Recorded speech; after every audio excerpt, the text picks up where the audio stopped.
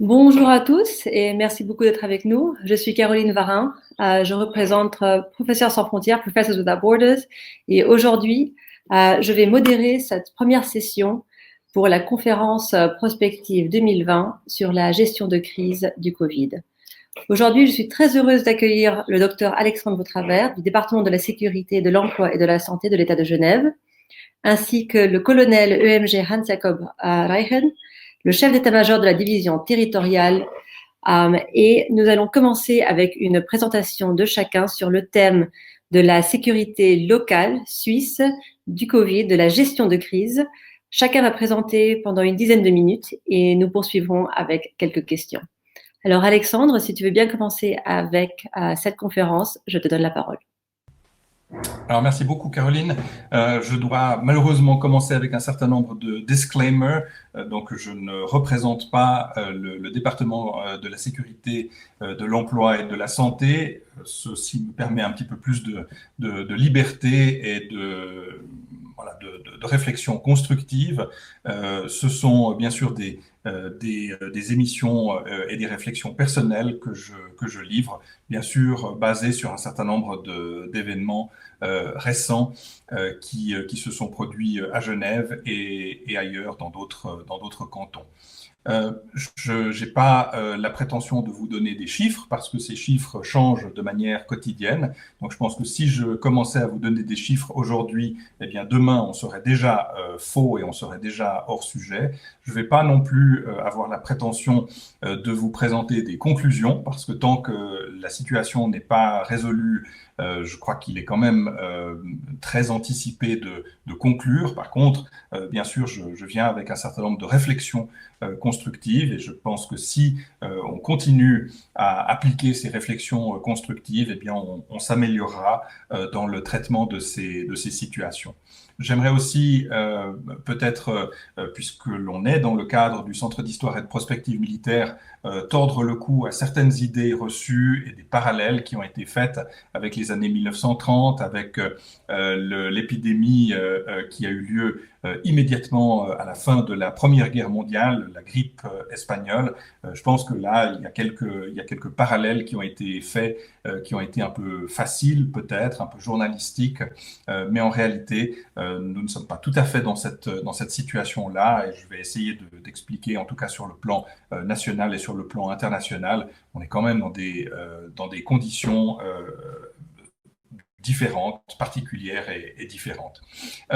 Si je dois introduire ce sujet ou vous faire réfléchir ou méditer à l'utilité d'une discussion sur le Covid aujourd'hui, je dirais que ce qui est essentiel en ce moment même, c'est pas tellement les réflexions, c'est pas tellement les statistiques, c'est pas tellement le suivi de la situation, c'est même pas tellement, et c'est pas du tout pour dénigrer mon collègue pour qui j'ai énormément de respect et d'amitié qui va parler tout à l'heure, c'est pas l'organisation logistique ou la répartition des tâches ou des missions, mais c'est finalement, ce qui est difficile aujourd'hui, c'est finalement de prendre la décision, on y va, on fait, ou bien on ne fait pas. C'est ça qui est extrêmement difficile. Et c'est une des choses que j'ai vues, vécues et apprises, disons, depuis le début de cette crise au mois de février, c'est qu'on peut avoir toutes les bonnes idées du monde, on peut avoir toutes les solutions à tous les problèmes, on peut même avoir 14 variantes différentes pour chacun de ces problèmes qui se posent, mais à la fin, ça revient toujours à décider, on fait, on ne fait pas, on fait avec un certain nombre de modifications ou de servitudes. Et je dirais que ça, c'est une des choses que j'ai apprises ces derniers mois. Ce n'est pas une prise de décision qui va vous lier et qui va régler le problème pour les 3 prochaines semaines ou pour les 6 prochains mois, parce qu'en réalité, ces dilemmes ou ces questions fondamentales, eh bien, elles se posent quasiment chaque semaine. Je dis chaque semaine pour une raison très simple, c'est que le cycle de décision à l'échelon des cantons est un cycle hebdomadaire et donc il faut partir de cette idée que chaque semaine, eh bien, on remet sur l'ouvrage les questions fondamentales. Il y a peut-être entre-temps différents feedbacks ou différentes réalités, il y a peut-être des chiffres qui vous font réfléchir sur le bien fondé des décisions que vous avez prises la semaine dernière. Et donc, j'aurais tendance à dire, bien sûr, j'aimerais simplifier, bien sûr, j'aimerais qu'on puisse prendre une décision et que cette décision soit valable et simple et appliquée sur les 3 prochaines semaines ou sur les 4 prochains mois. Mais dans la pratique, on se rend compte que ce cycle, il est véritablement permanent. Et donc, c'est aussi quelque chose qui explique une certaine fatigue, une certaine usure, un certain stress également. Alors, je ne suis pas médecin ou psychiatre, mais il faut se rendre compte qu'il y a une certaine usure. On parle beaucoup de l'usure de la population vis-à-vis des mesures qui sont imposées. On parle beaucoup moins de l'usure des décideurs. Certains ne sont pas des décideurs professionnels ou ne sont pas des gens qui sont des spécialistes des questions de santé ou des questions logistiques ou des questions sécuritaires. Eh bien, beaucoup de ces personnes doivent s'adapter à cette situation.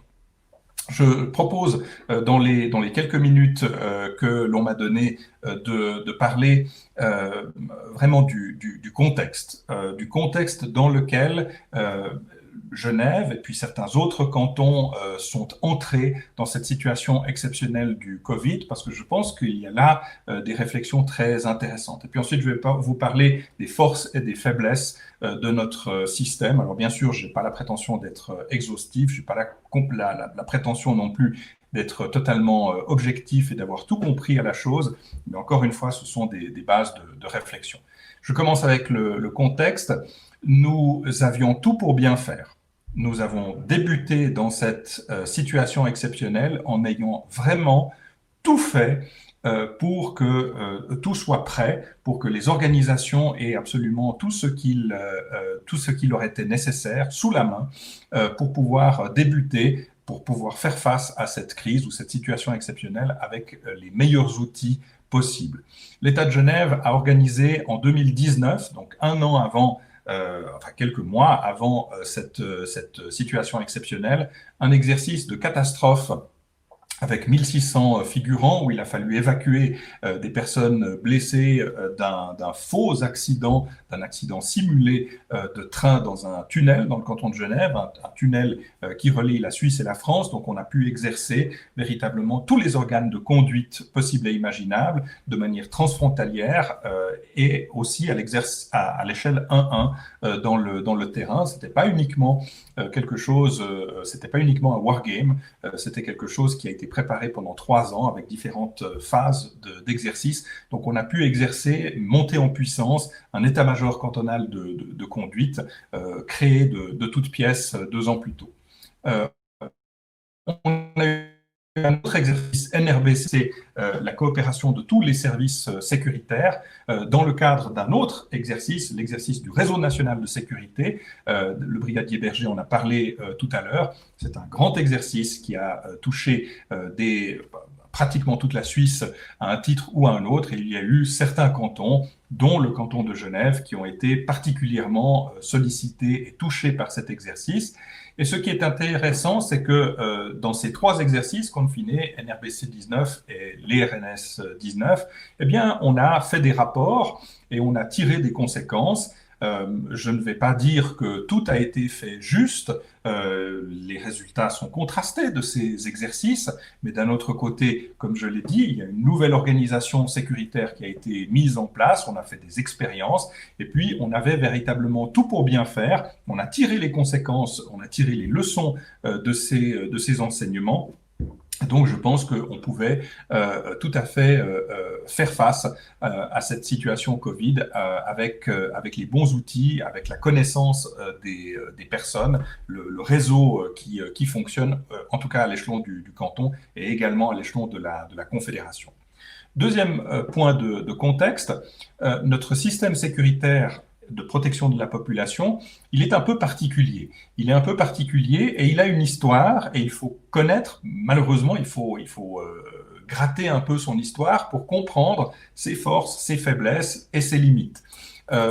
Cette organisation et cet office fédéral de la protection de la population a été créé de toutes pièces dans les années 2010, a été échafaudé de toutes pièces parce que à la chute du mur de Berlin, à l'époque où il existait une organisation qui s'appelait la Défense générale, et donc c'était essentiellement l'armée, c'était des zones territoriales, je ne vais pas vous embêter avec les détails, mais enfin c'était l'armée qui pilotait, qui gérait ces situations exceptionnelles pour protéger la population.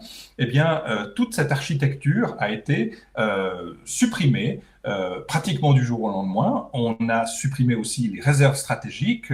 L'approvisionnement économique du pays a été mis sur une annexe, je ne sais combien, de certains documents. Enfin bref, très clairement, on a pensé dans les années 1990 que lorsqu'on déboulonnait notre politique de sécurité, notre défense, on pouvait aussi déboulonner la protection de la population. Et donc il a fallu recréer une organisation dans les années 2010, essentiellement axée sur les catastrophes naturelles et les catastrophes d'ordre technologique, mais il faut se rendre compte que quelque part, on n'a pas gagné au change et l'organisation actuelle de protection de la population, ce n'est pas quelque chose d'aussi organisé, structuré, centralisé, entraîné que l'était la défense générale des années 1970, 1980, 1990. On est dans une autre situation. Et notre problématique aujourd'hui, c'est que cet Office fédéral de protection de la population a été créé sur des bases civiles, pas sur des bases militaires, puisqu'on voulait se défaire de ce passé historique de la guerre froide, de la Seconde Guerre mondiale, de la défense aérienne passive, des troupes de sauvetage et de je ne sais quoi.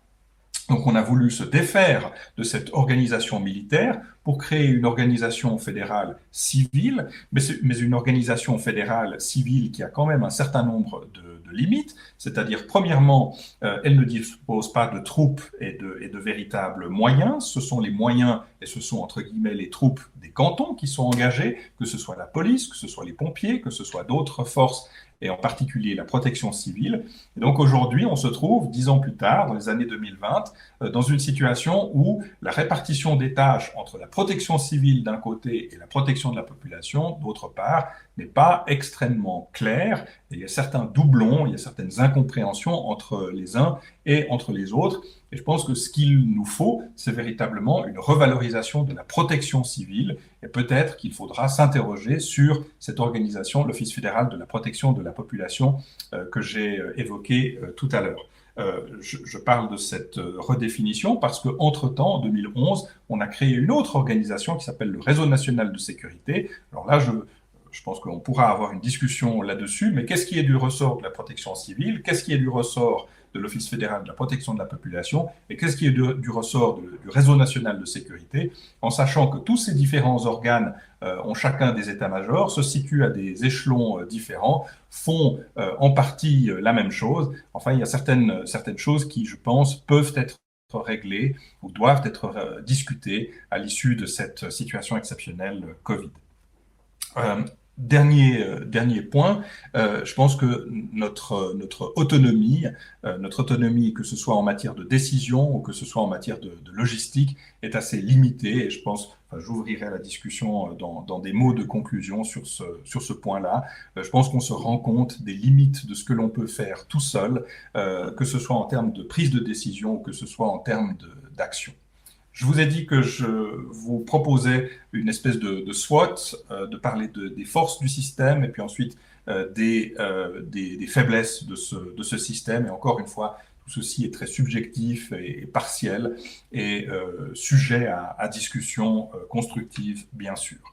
En termes de force, je pense que si on fait la comparaison entre la situation en Suisse, même en Suisse romande, puisque certains cantons suisses romands sont particulièrement touchés par l'épidémie Covid, si on fait une comparaison entre la situation en Suisse et la situation dans certains autres pays, que ce soit la France, parce que c'est juste à côté, que ce soit l'Italie, les États-Unis, la Grande-Bretagne ou encore la Suède, force est de constater que notre situation, en fait, est gérée, comme l'a dit le président, le brigadier Berger, mais notre situation n'est pas si mauvaise que cela.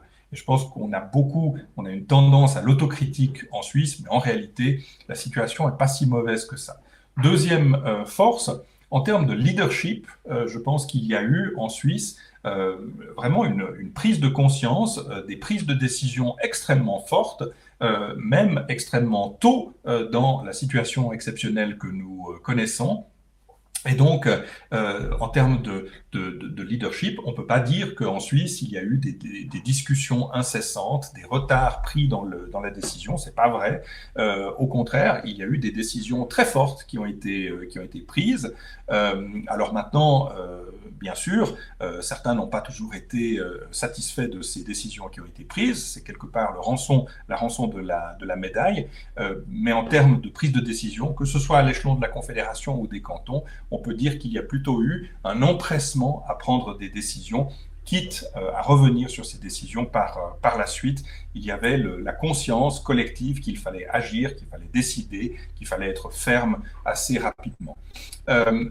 Troisième point, en termes de communication, de relations avec la presse, avec les médias et d'information ou de relations publiques, je pense qu'on a eu, disons, pratiquement un blanc-seing. Nous avons été épargnés pendant une période, en tout cas de 6 semaines, où il n'y a pratiquement pas eu un article négatif. Et puis ça, je veux bien parler parce que j'ai essayé de comprendre pourquoi il n'y avait pas eu une presse extrêmement critique au début de cette épidémie. Mais dans la réalité, on a eu le temps nécessaire pour pouvoir travailler. Alors bien sûr, au bout de 6 semaines, quand on n'a rien publié de nouveau et de croustillant, on est obligé de venir sur des articles quand même un peu critiques sur les troubles sanitaires qui s'ennuient et puis sur combien vont coûter les mesures, etc. Enfin, pendant une période de 6 semaines, je ne m'attendais pas à ça personnellement, mais on a eu les coups des franges pour pouvoir agir et décider sans si j'ose dire, un contre-feu régulier médiatique.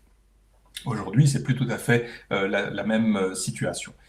Dernière force, l'armée a été, dans ce contexte de situation exceptionnelle, un atout majeur, essentiel, central. Et il faut être absolument clair, il y a des gens qui aujourd'hui ne veulent pas comprendre les choses, et j'ai dit que je ne donnerai pas de chiffres. Je dois quand même vous montrer à quel point l'engagement de l'armée a fait la différence. Nous avons eu relativement peu de cas de décès en Suisse et ce peu de cas de décès est lié en grande partie à la place ou au nombre de places dans les soins intensifs des différents hôpitaux cantonaux. Alors, il faut quand même dire que ce soit à Genève ou dans d'autres endroits, grâce à l'engagement de l'armée, on a pu multiplier par 5 le nombre de places, le nombre de lits dans ces soins intensifs. Donc si aujourd'hui on dit mais finalement les organisations de santé publique n'ont jamais été à la limite, n'ont jamais dépassé le 50% de taux d'occupation, alors c'est vrai, c'est faux. C'est vrai qu'on n'a pas dépassé le 50% durant la première vague. Aujourd'hui, on l'a dépassé, on est au-delà de ces 50%, mais on est dans une situation que l'on arrive encore à gérer et on a encore un peu de réserve parce qu'on a multiplié par 5 les places disponibles et cela a été fait en grande partie grâce aux militaires, grâce aussi à la protection civile, grâce aux services sanitaires coordonnés, à d'autres partenaires. Mais enfin, il ne faut pas oublier cet élément absolument essentiel qui a été engagé de manière rapide, décisive, efficace. Donc, soyons absolument clairs, s'il n'y avait pas eu cette réserve stratégique du pays, nous serions dans un tout autre cas de figure aujourd'hui. Mais enfin, comme mon chef, le conseiller d'État Mauro Poggia, je pense que nous devons aussi être critiques et autocritiques vis-à-vis de ce qui a été fait ces derniers mois. Et je pense qu'on a un certain nombre de limites, un certain nombre de faiblesses. Alors, je ne suis pas là pour faire un mea culpa, et d'ailleurs, je suis accusé par personne, et d'ailleurs, personne n'accuse les cantons, c'est pas ça le but, mais je pense qu'il faut être conscient de ces limites pour pouvoir assumer les décisions passées et à venir. Premièrement, il y a au niveau de la prise de décision, mais ça on le savait, en Suisse, un certain nombre de faiblesses en termes de savoir qui décide de quoi. Et encore aujourd'hui, en termes de mesures de protection Covid, on est dans une situation parfois assez alambiquée, assez grise. Est-ce que c'est de la responsabilité de la Confédération ou du canton de faire d'émettre certaines interdictions ou certaines règles, par exemple? Enfin, il y a eu quelques frictions et quelques incertitudes là derrière durant la première vague. Je pense qu'il y a eu beaucoup de discussions et dans le courant de la seconde vague, on a plutôt privilégié le dialogue pour se mettre au diapason entre les différentes autorités cantonales et fédérales avant de communiquer. Enfin, ça reste des situations assez difficiles. Par exemple, c'est vrai qu'il est difficile de comprendre que dans certains cantons, on ferme les magasins, dans d'autres cantons, on ouvre les magasins avec servitude, et puis dans un troisième canton, eh bien, finalement, on ne décide rien du tout dans ce domaine-là.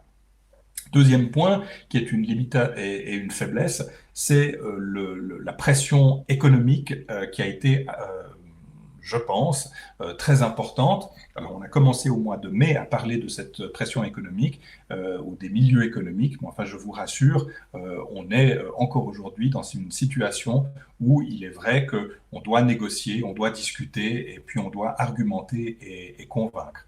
Il y a aussi des pressions qui ne sont pas de nature économique, mais de nature politique. Par exemple, il ne vous aura pas échappé que certaines manifestations, grèves, que ce soit la grève des femmes, que ce soit Black Lives Matter et autre chose, ou la grève des fonctionnaires, lorsque vous vous retrouvez tout d'un coup avec 6000 personnes dans la rue à Genève, c'est vrai que la cohérence du message est un peu difficile, mais là, il faut comprendre qu'il y a un certain nombre de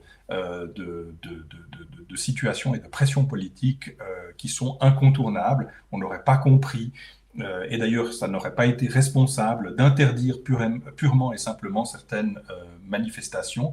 Et c'est vrai qu'on a l'impression, ou ça peut donner l'impression, d'avoir un management par exception. Il y a beaucoup d'exceptions dans ces règles. Je pense qu'il faut une compréhension pour cela. Et comme on s'approche de la période des fêtes, il va aussi falloir avoir de la compréhension dans ce sens-là.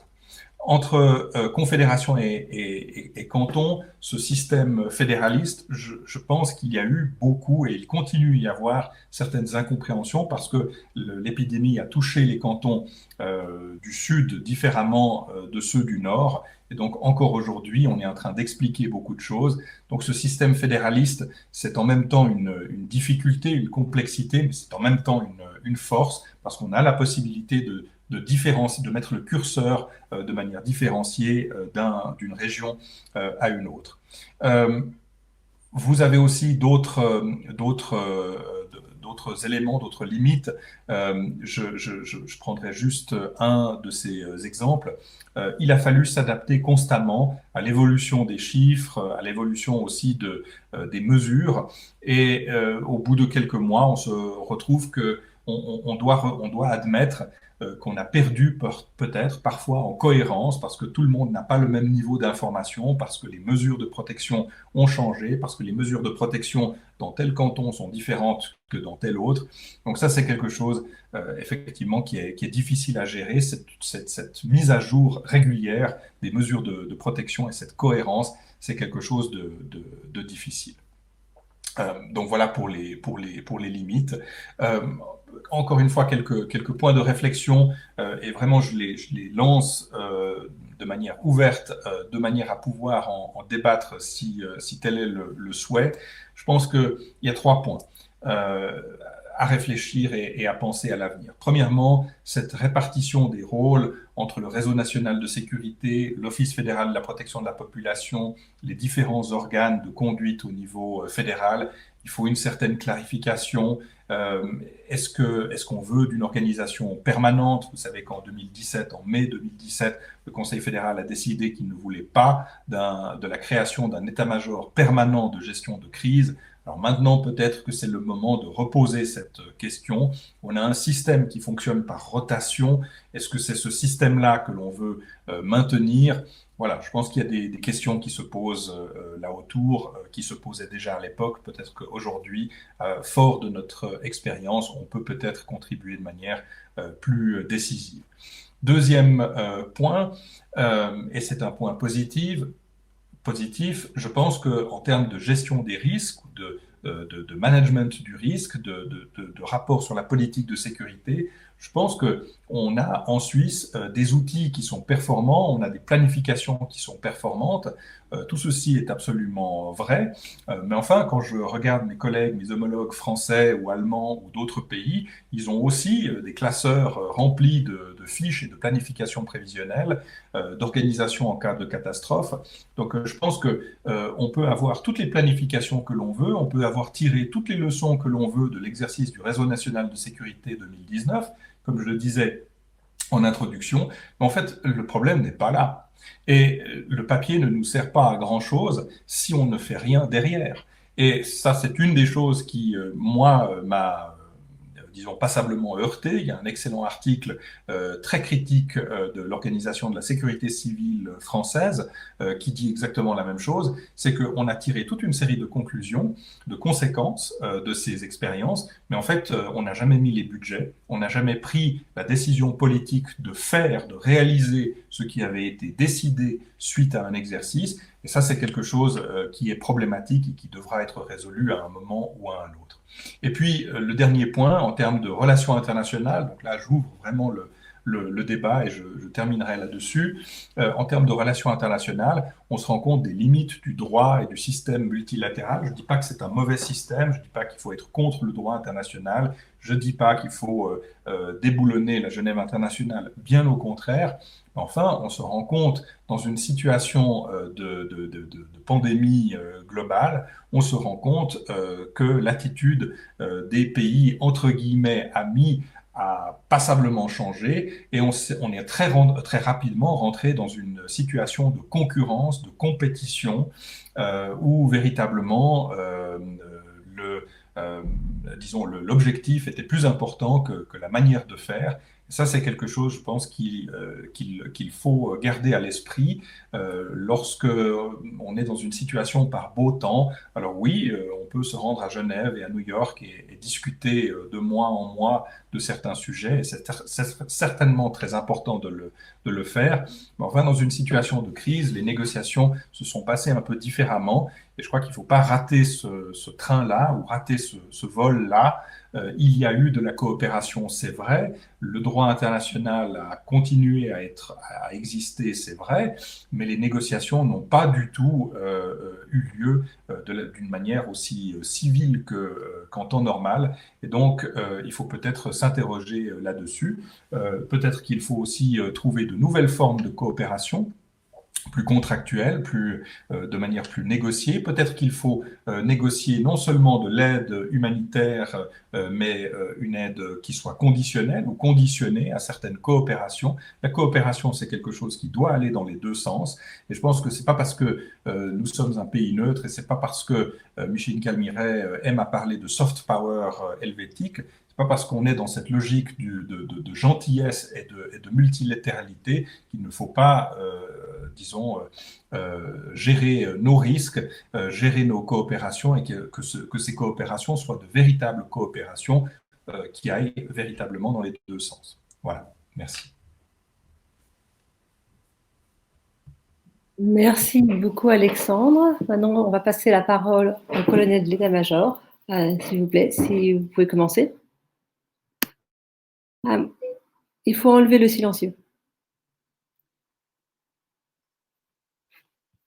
Voilà, merci. Voilà, merci beaucoup. Donc, je vous remercie beaucoup pour l'invitation pour parler de la réaction du côté militaire lors de cette situation du Covid-19.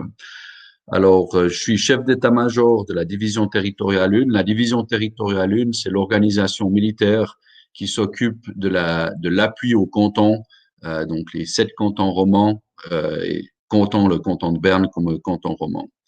J'aimerais commencer par dire que l'armée dans cet engagement, c'est un partenaire subsidiaire. Donc, c'est vraiment sur la demande des autorités civiles que l'armée est venue à l'engagement. Et ensuite, face à cette crise, ça reste un partenaire junior. Donc, c'est vraiment les organisations civiles, principalement sanitaires là pour la pandémie, qui ont porté la plupart du fardeau. Par contre, les organisations militaires amènent quelque chose d'intéressant pour les organisations civiles. C'est une autonomie. Donc, ça veut dire que vous ne devez pas vous réorganiser. Vous avez des personnes en plus qui arrivent sur place. Et ensuite, une conduite, un leadership interne. Donc, l'armée, elle est en mesure de s'occuper de ses soldats. Si vous en voulez 10 qui sont prêts le matin, il y en aura toujours 10 chaque matin qui seront prêts.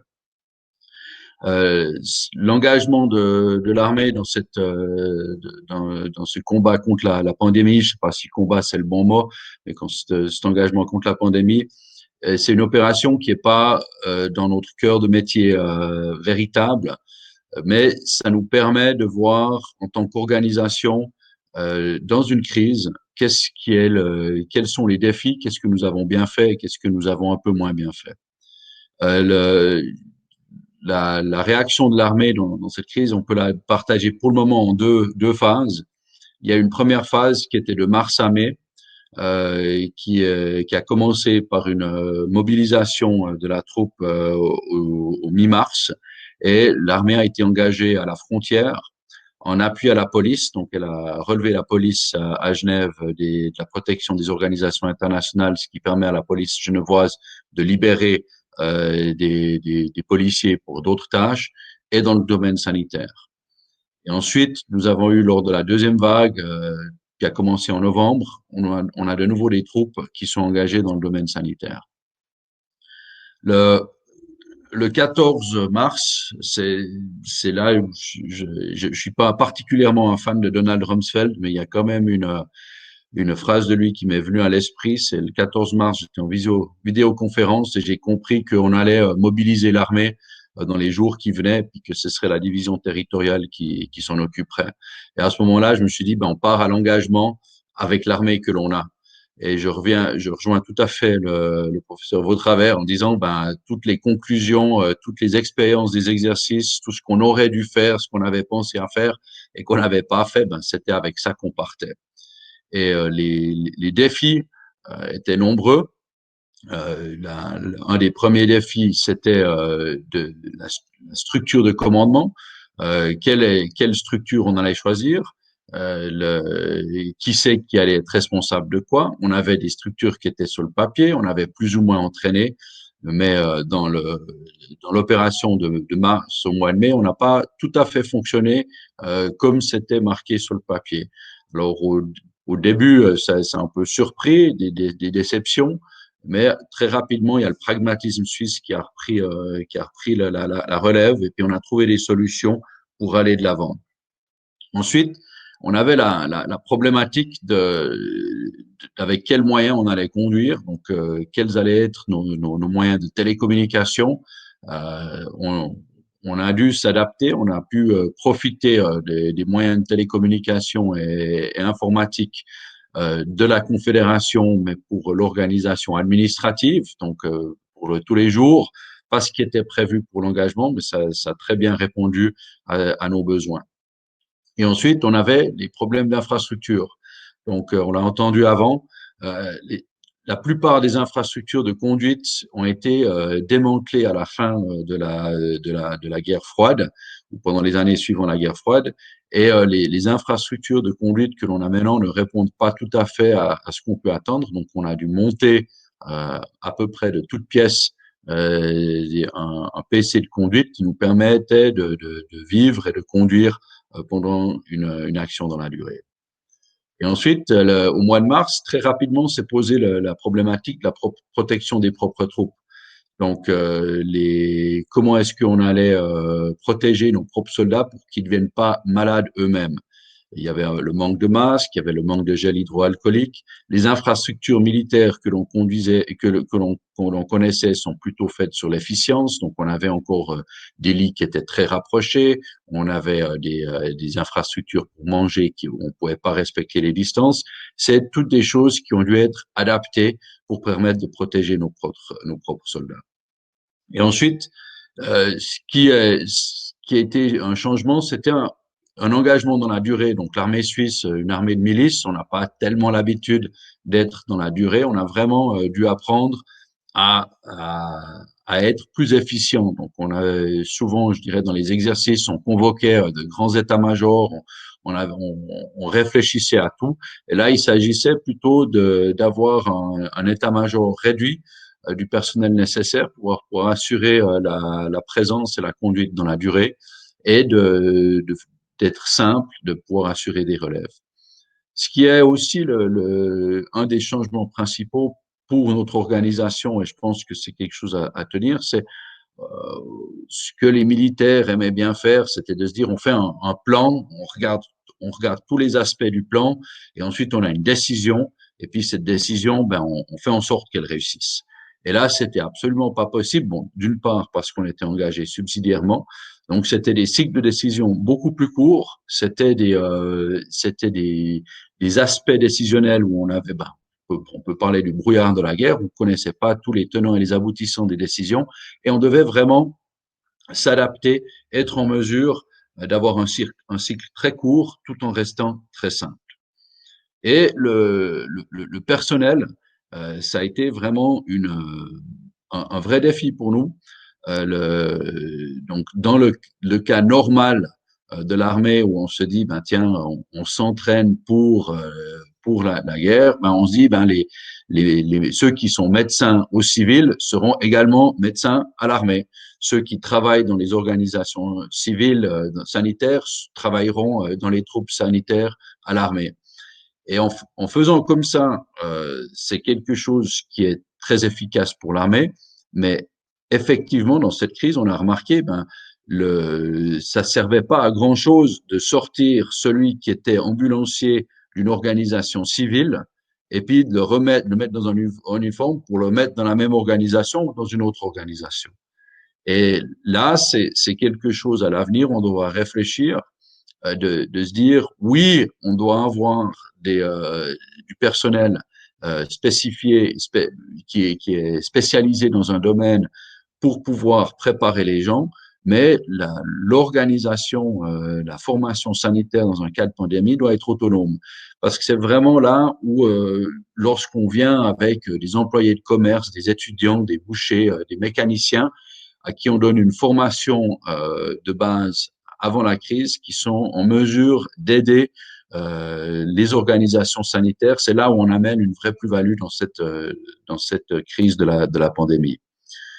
Et ce qui est clair, c'est dans toutes les situations, alors crise, oui, je pense qu'on est dans une crise, mais l'aspect de communication a été quelque chose de primordial, étant donné qu'il fallait vraiment expliquer que l'armée n'était pas là pour remplacer l'organisation sanitaire, qu'elle ne pourrait de toute façon pas faire, qu'elle était là sur la demande des organisations sanitaires.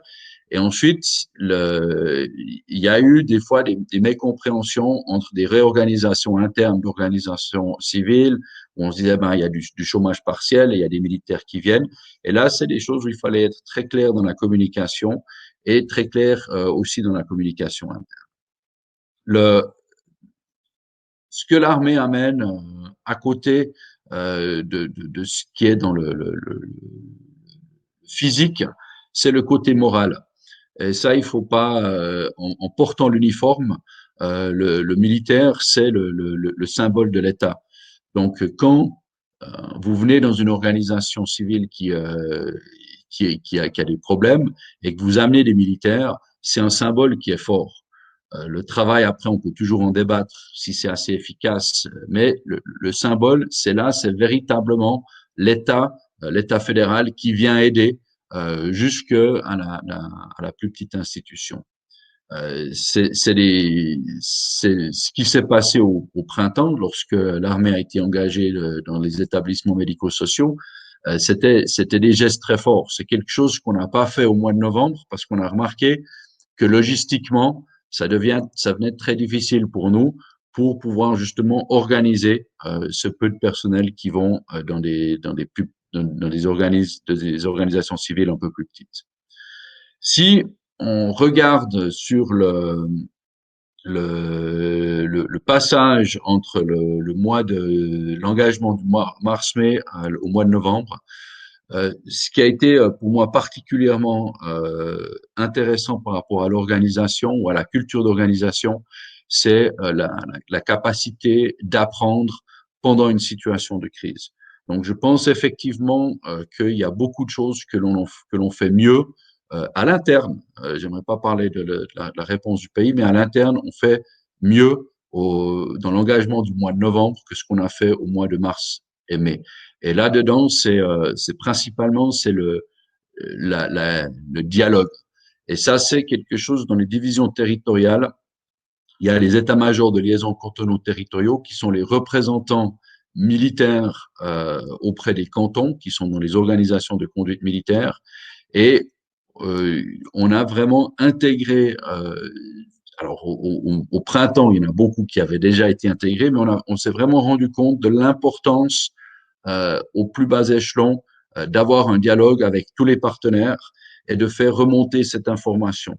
Donc, on a des cycles de décision qui sont plus courts, qui sont plus fluides. Donc, on prend les informations qu'on le reçoit et c'est ce qui implique directement sur notre capacité à réagir. Donc, on a une beaucoup plus grande réactivité.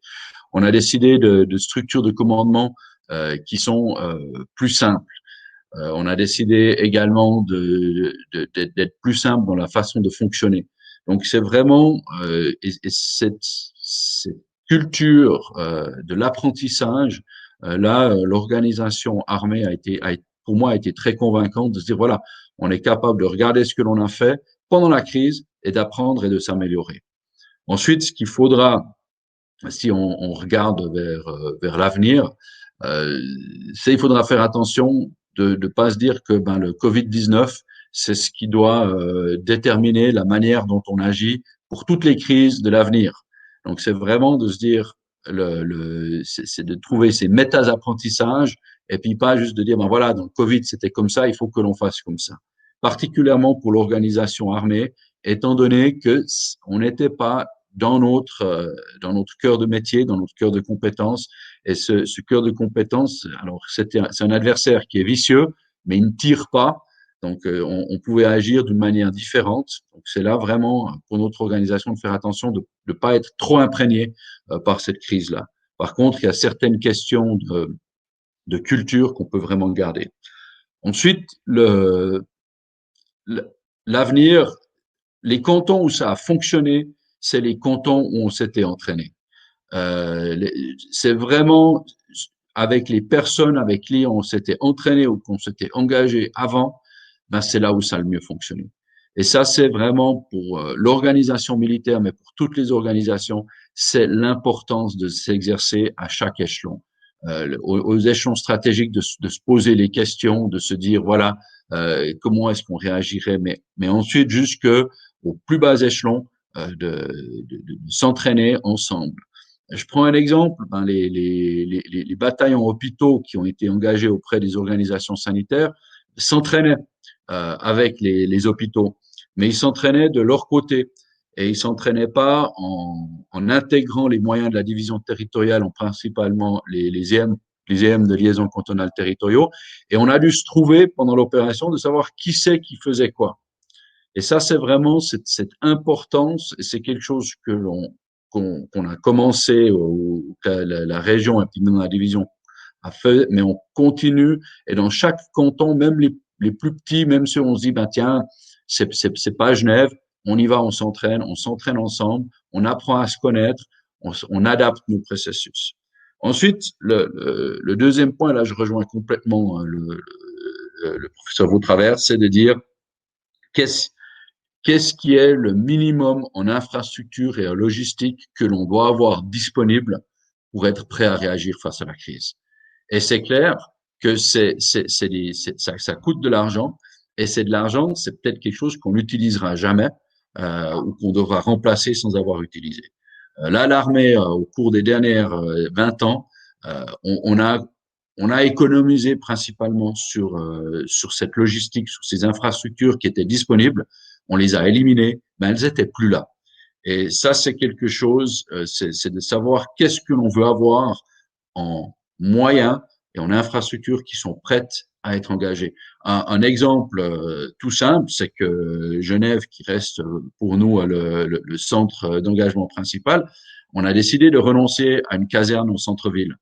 La caserne des Vernet, avant, permettait vraiment un engagement au centre de la ville de Genève en amenant des militaires. Actuellement, on a pris un bâtiment qui est plus petit, qui n'a pas la même flexibilité que la caserne des Vernets, et on se retrouve à être confronté à des problèmes d'infrastructure dans une ville parce qu'on peut pas se baser sur nos propres infrastructures. Donc, ce sera peut-être un retour des armées dans les villes au niveau de l'infrastructure, parce qu'en tout cas, à l'engagement, c'est là où elles seront. Et le troisième problème, c'est pour finir, c'est on doit vraiment penser notre personnel pour l'engagement. On a beaucoup de personnes qui ont une double casquette. Moi, c'était également mon cas. Donc, je suis militaire de carrière. Et quand j'ai repris mon rôle de chef d'état-major de division territoriale, j'étais très content d'avoir un très bon remplaçant qui a fait tout mon travail pendant les 40 jours où j'étais pas à mon poste de travail. Mais on doit vraiment se poser les questions, quelles sont les fonctions clés et quelles sont des fonctions où on veut travailler ensemble. Donc, on peut l'avoir dans l'état-major pour se dire, tiens, c'est quelqu'un qui connaît, il a une plus-value, il amène des réflexions, mais on doit avoir une organisation qui est en mesure de fonctionner sans enlever les personnes clés dans le niveau, au niveau de l'organisation civile de la gestion de crise. Voilà, je vous remercie beaucoup pour l'écoute et je vous souhaite une toute bonne journée. Merci beaucoup, messieurs.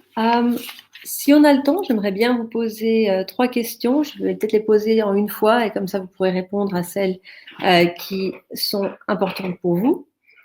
Alors, pour moi, la première question, c'est la Suisse a fait des choix différents cet automne par rapport au printemps et aussi des choix différents par rapport à ses voisins. Pourquoi la Suisse a-t-elle décidé de changer de parcours et quels sont les facteurs les plus importants dans cette prise de décision? Qu'est-ce qui a changé? Vous avez parlé d'apprentissage, aussi par rapport à vos voisins. Pourquoi la Suisse a-t-elle pris un parcours aussi différent que les autres? C'est la première question. La deuxième, toujours par rapport un peu à cette question internationale et de réputation suisse, comment cette crise sanitaire a-t-elle eu un impact sur les relations internationales de la Suisse, surtout par rapport à ses voisins, et plus généralement sur la réputation et le rôle de la Suisse à l'international? Et enfin, ma troisième question se focalise sur l'armée. Vu le rôle que l'armée suisse a joué dans cette crise sanitaire, comment est-ce que l'armée suisse trouve-t-elle un nouveau rôle, peut-être existentiel, au sein de la société suisse? Est-ce que ça va changer le rôle de l'armée et la réputation de l'armée par rapport à la société en Suisse? Et peut-être, si vous pourrez peut-être imaginer si ça aurait aussi un impact similaire sur les armées dans d'autres pays. L'armée anglaise a aussi eu un rôle assez important au Royaume-Uni. Est-ce que ça peut transformer son rôle ou sa réputation dans le pays même où ces armées ont joué un rôle important? Donc, merci beaucoup et je vous laisse la parole. Alors, je ne sais pas, peut-être dans l'ordre des présentations, je commence, et puis ensuite, bien sûr, je me réjouis de la discussion. Peut-être sur la dernière question, je commence toujours par la fin, la réputation de l'armée. Je pense qu'on a vu, disons, un soutien, un effet très positif de cet engagement de l'armée lorsque les autorités civiles en ont eu besoin. Et puis la question de Caroline sur l'influence que cela pourrait avoir sur d'autres pays, Alors, bien sûr, certains pays ont l'interdiction constitutionnelle d'engager l'armée dans leurs frontières. Enfin bref, donc on ne peut pas généraliser ces choses-là. Ce que je retiens par contre, c'est que depuis Fukushima ou d'autres incidents majeurs ou catastrophes majeures, on se rend compte d'une chose, c'est qu'il faut du manpower, il faut du personnel.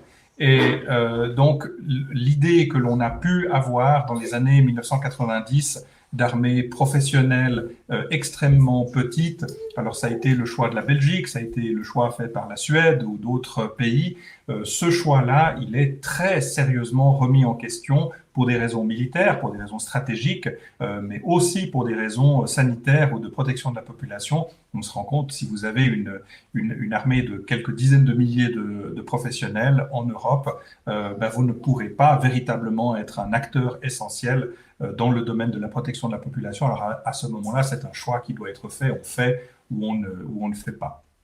Les deux questions, la première question était relativement simple. Pourquoi est-ce que les choix ont été différents en Suisse? Je pense essentiellement parce qu'il y a eu un respect, une responsabilité personnelle au sein de la population qui a été absolument exemplaire, particulièrement durant la première vague. La deuxième vague, c'est un petit peu plus difficile. Et puis, malheureusement, je redoute que la troisième vague, ce sera peut-être encore plus difficile.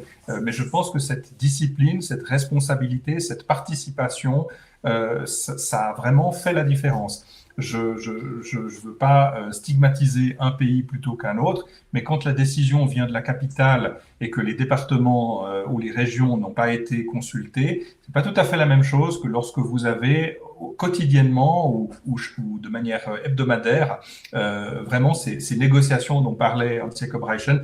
Je pense qu'il y a un facteur, il y a un élément de co-décision et de co-responsabilité qui est très important en Suisse, et c'est une des forces de notre système. Et puis l'impact sur nos voisins, je vous le dirai lorsque la saison de ski aura débuté ou pas, mais je pense que c'est vrai, cette vision multilatérale de la Suisse, c'est un peu cette vision du droit international, c'est un peu une vision par beau temps, et je pense que sans critiquer cette vision-là, parce qu'elle n'est pas fausse, elle est utile, elle est essentielle, et il faut peut-être des années ou des décennies de négociations bilatérales, multilatérales. Il faut participer, être force de proposition dans certains conseils ou dans certaines organisations internationales pour pouvoir, le jour où vous avez un pépin, où il vous arrive quelque chose, appeler à l'aide de manière efficace. Je pense qu'il faut revoir notre politique en matière de coopération pour que cette coopération aille véritablement dans les deux sens. Alors, si je me permettrais d'amener quelques points. Alors, sur la première question, sur le parcours différent, je rejoins complètement Alexandre Vautravers, c'est de dire là, dans le système suisse, il y a un dialogue, des décisions qui sont à un échelon très bas et on voit directement quelles sont les conséquences d'une décision et comment on met en œuvre. Donc, c'est vraiment, on voit ça à chaque niveau. Les cantons ont leur propre budget.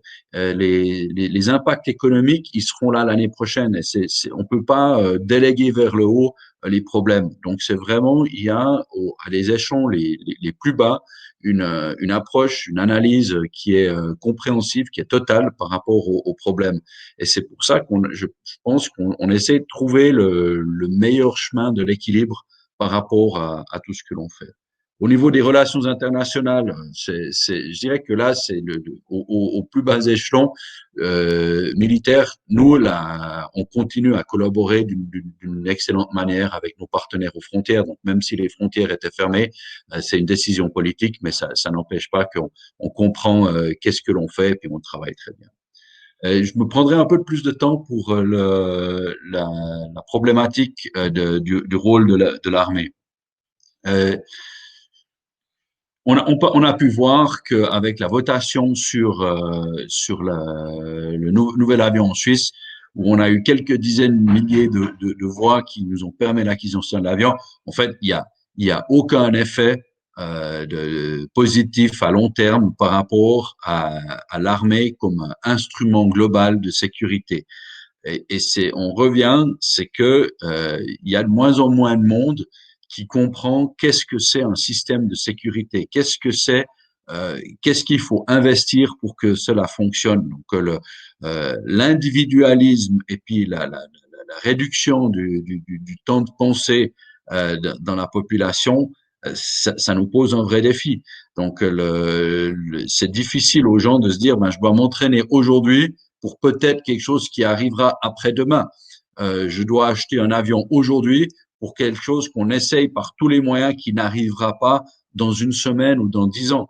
Et cette compréhension à long terme, elle est moins dans le niveau sécuritaire. On parle justement de l'urgence climatique. Il faut agir aujourd'hui, il faut réduire aujourd'hui des choses pour le long terme. Et là, dans la sécurité, on n'a pas la même compréhension dans la population et également chez les parlementaires. Donc, on a un rajeunissement des parlementaires, on a une féminisation des parlementaires qui est une très bonne chose, mais par contre, ça amène une moins grande compréhension de ce qu'il faut pour faire fonctionner une organisation militaire en cas de crise. Et là, on a entendu le professeur Vautravers qui l'a dit, il faut du manpower. Mais pour avoir le manpower, et c'est la force militaire, c'est une structure derrière qui existe, c'est une structure qui s'est entraînée pendant des années.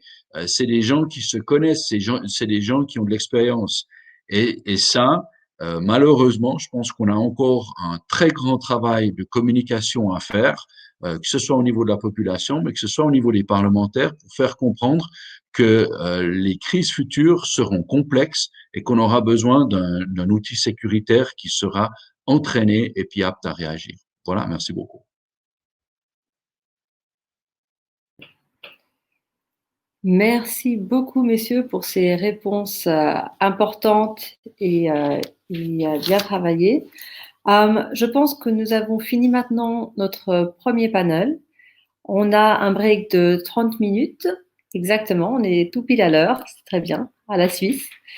Et nous nous retrouverons à 11 heures pour le deuxième panel sur la crise de gestion à l'international. Merci beaucoup pour votre attention. Alors, merci beaucoup pour vos interventions et bonne matinée. Merci beaucoup, une excellente fin de journée. Au revoir. Au revoir.